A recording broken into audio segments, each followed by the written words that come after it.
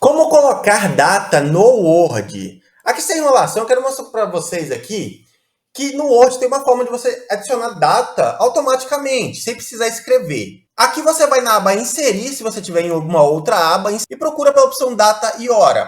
No meu caso, está bem pequenininho aqui, com o ícone de calendário com um relógio. Então você pode tocar aí e selecionar o tipo de data que você quer adicionar. Tem vários formatos aqui, então você pode adicionar dessa forma aqui, olha só, tá vendo que já adicionou?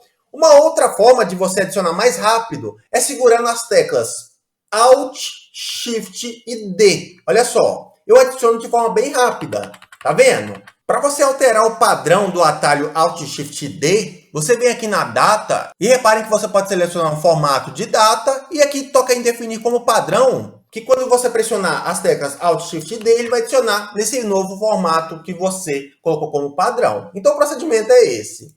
Foi!